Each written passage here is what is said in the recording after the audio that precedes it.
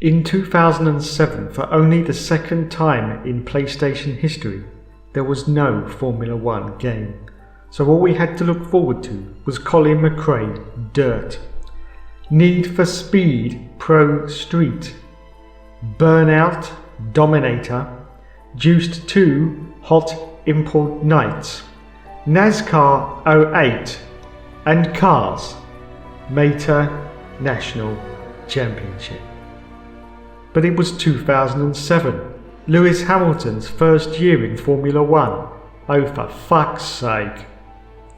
In 2008, yet again, there was no F1 game for PlayStation. All we had was Burnout Paradise, Midnight Club Los Angeles, and NASCAR 09. Oh, for fuck's sake. But eventually, in 2009, we finally got a Formula 1 game that we could all be proud of. Well, sort of. When we finally had news of a brand new Formula 1 game, it was announced for the PSP and the Wii. A nation mourned. But everybody said, no, it'll be okay, in a couple of weeks they'll be announcing it for the PlayStation 3. But sadly, this was never to be. In the original statement from Codemasters, it reads, Codemasters has picked up the rights to the Formula 1 license that Sony used to command. Its internal race driver grid team will set to work on creating games based on the IP for multiple platforms, with the first titles expected next year. Central to the master plan is harnessing the online community in something called Formula 1 Online, as well as putting all the real-life drivers, courses, teams and cars in. As a world-leading creator of driving games, this alliance with Formula 1 is the jewel in Codemasters' racing crown, and creates an undisputed segment champion, said Codemasters' Rod Cousins. Formula 1 has gone with the best, the segment leader. It has gone to the home of the Ego engine for quality. It has gone to the company that can host Formula 1 online, to the company that is streaking away from the pack.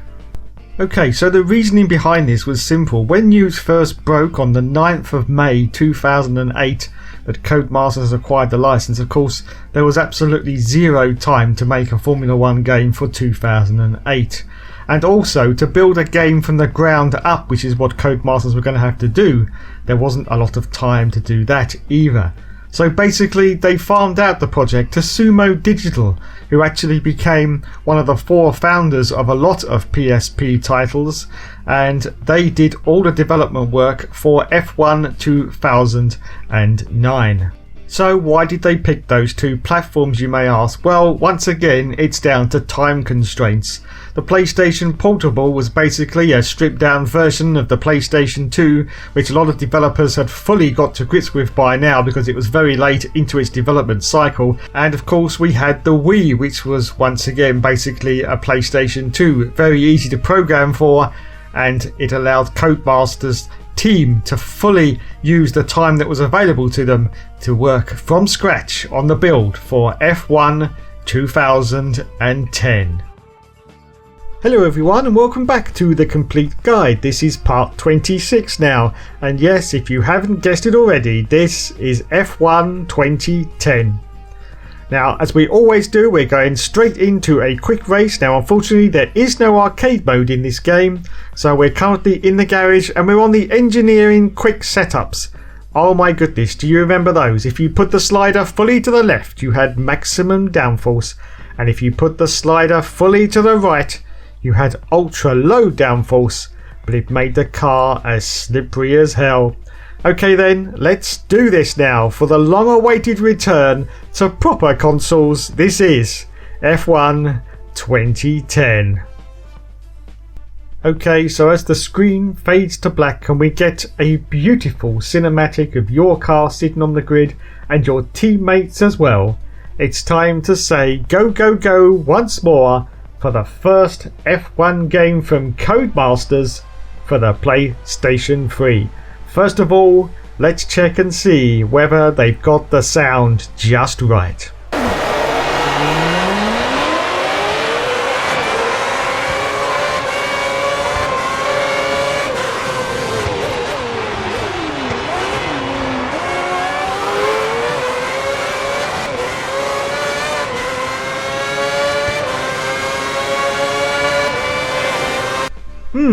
I don't know. It's not bad, but it does sound a little bit too synthesizy for my liking as I spin out like a complete noob because it's been absolutely ages since I've been on this game. Now, of course, let's go to some of the things I don't like about this game, and let's start with the actual colours. Now, if you look at the colours, it looks like the whole game has got this sort of yellow hue to try and make it look, I don't know, a little bit more realistic. I'm not quite sure though that this ever actually worked, and if you look at some of the mods for the PC version, they actually put a proper colour mod into this game to try and improve matters. Let's have a look now and look at F1 Championship Season, which of course was the last game by Studio Liverpool, and compare it with this one and you'll see exactly what I'm talking about. Okay, so here we see them both side by side. As you can see, I just seem to prefer the F1 Championship Edition. It just seems to look more like a video game. They're both cloudy days at Silverstone, but F1 2010 has that horrible yellow hue to it, which I also used in the original Grid, and it was even worse in that game. And I don't know, I just prefer the one on the left. But let's have another side-by-side comparison. As you can see, the status screen on the left-hand side for Championship Edition, that's actually a pop-up menu in 2010 that you actually have to press a button to see the status of your car, and it's nowhere near as detailed as Championship Edition. And also in the top left you can see your position, and that's also for the Codemasters game. Well, it's rather bland indeed, I have to say, but there you go, there's the developments between the two games. Okay, let's have a look at the front end of this game and have a little nosy around. Let's go to the career mode hub. As you can see, there's your agent. You can go to a race, you can change your helmet, and there's the stand-ins for your current championship. Oh my god, Carmen Jordan. Can't keep away from the woman. And look at the classic names. We've got Karun Chandok, of course, who's now on Channel 4. And you can also change your helmet design. There wasn't a lot of helmets available in 2010, but there was a few different selections that you could choose from.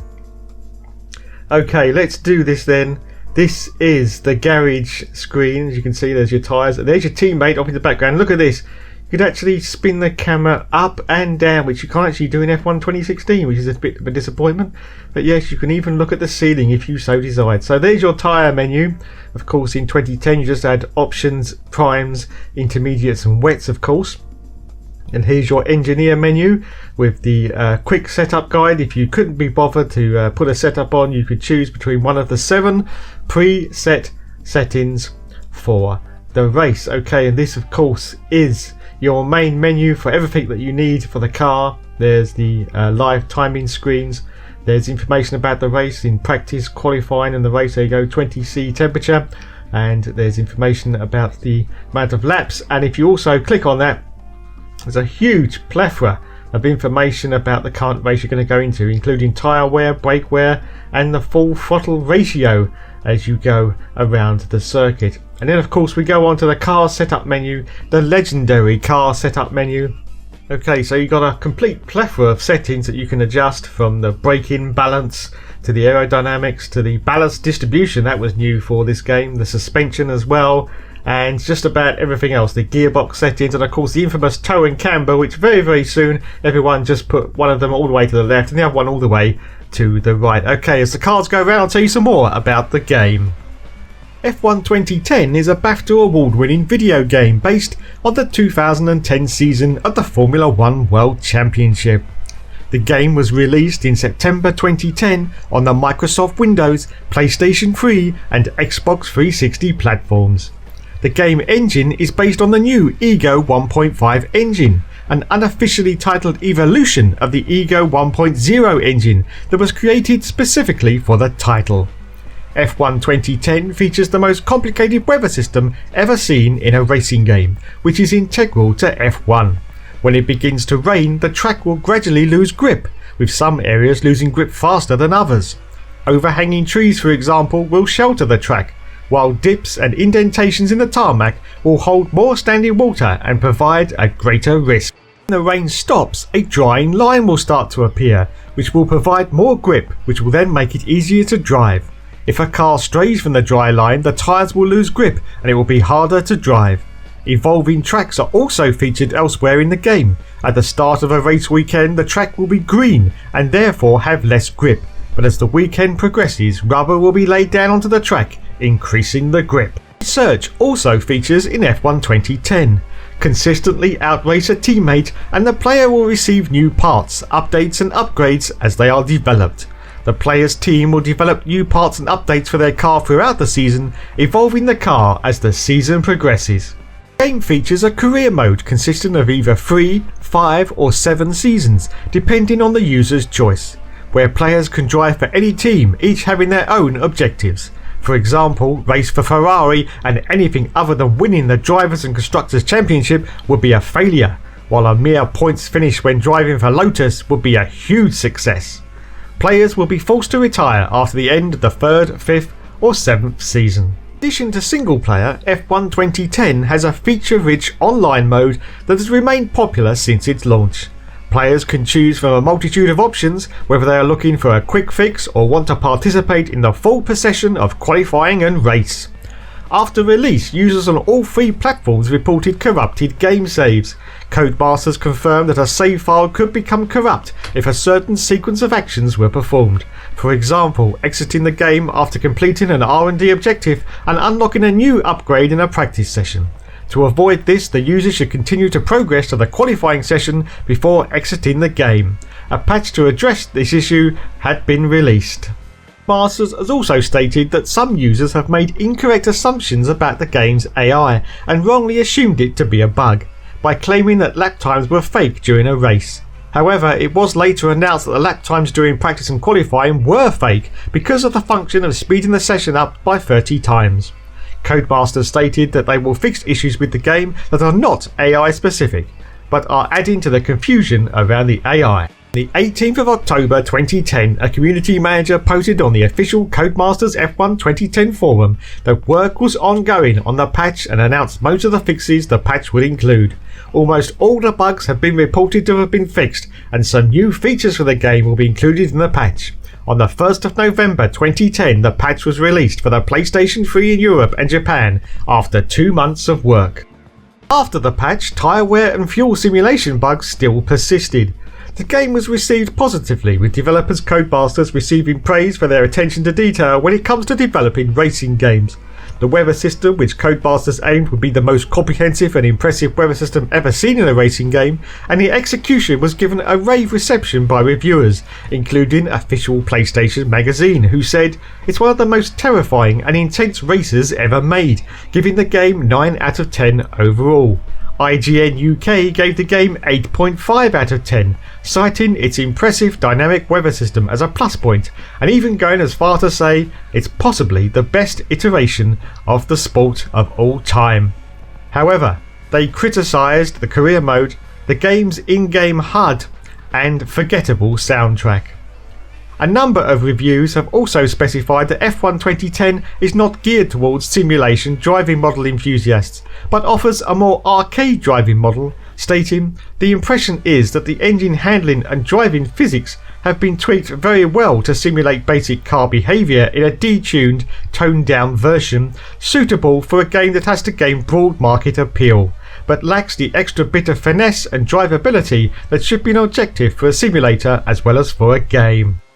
Okay, so now on to the online aspect, which luckily is still working in this game. Now, I played this game a few months ago and I managed to see there was still loads of people on it, so let's get straight into a lobby now and see how many people join. Okay, I've just got to wait now and we'll wait for everyone to turn up.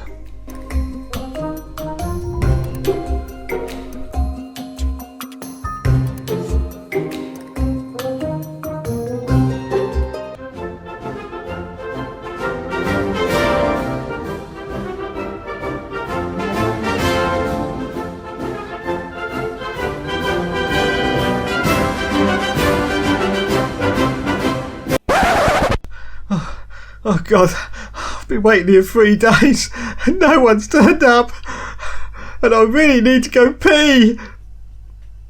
Okay, so after a quick phone call to the leader of the Elite Racing League, it's time to test the online aspect of F1 2010. Now, of course, anybody who's played this game will be able to tell you that the online mode in F1 2010 is the best that Codemasters has ever produced. Now, why is that? Well, I have a few theories.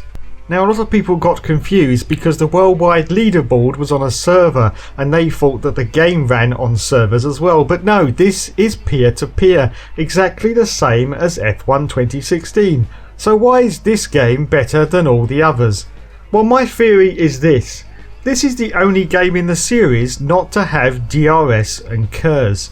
And I think the extra bandwidth that was caused by having those extra systems is what started to cause the problems. Don't forget, it was F1 2011 when people started to first report that cars were seen flying around the sky and going in and out of the scenery. And of course, F1 2011 was the first game to use DRS and KERS.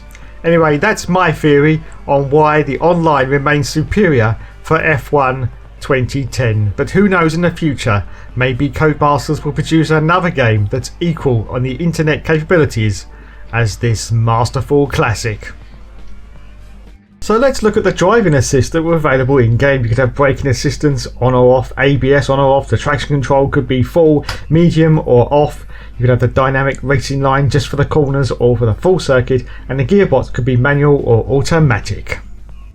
Okay, so once again it's time for the Monaco test. We've already gone and it's time to go down to the first corner. We are of course as Felipe Massa in the Ferrari. We get through okay, it's no problem whatsoever. As we climb the hill of the glorious Monaco circuit, you can see the graphics for 2010 are absolutely gorgeous. Well, apart from that horrible colour, but the rest of it is absolutely fine as we go down the hill now into the casino section and we go to see whether or not this is going to be a complete clusterfuck or whether we're going to get through quite smoothly. A little bit of contact there, a little bit of contact. So we go into the tight hairpin and look at that. Oh dear, I just hit the Renault there, but no, plenty of room for everybody as we go through into the tunnel section now. We see whether it's going to be bloody dark or we can see where we're going, and it's pretty average. It's a little bit dark, but no problems whatsoever. We can at least see where we go. We just follow the racing line. So there you go, there's the Monaco test for F1 2010.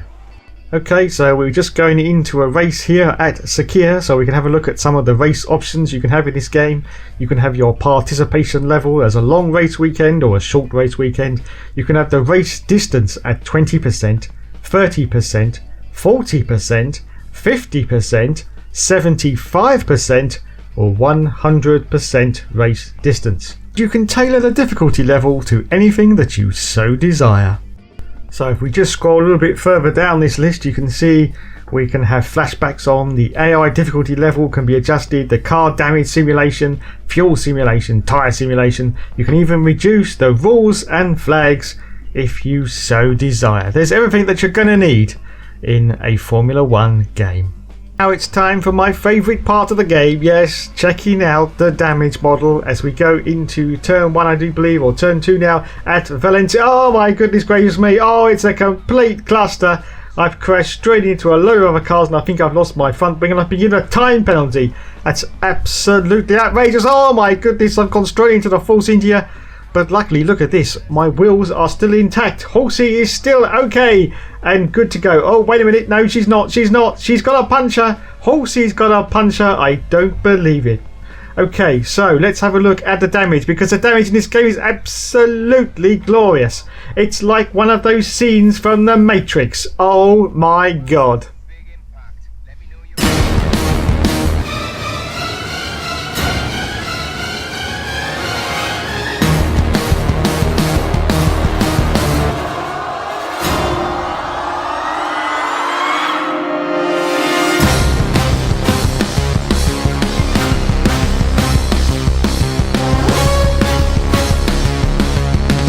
Fantastic. So in summary, is this game worth it? Well, I have to say yes, yes, yes. This represents the best of the Codemasters era. So grab yourself a slice of gaming pie right now and go back and see how it all began. Thanks so much for watching, everyone. As I always say, there will be more later.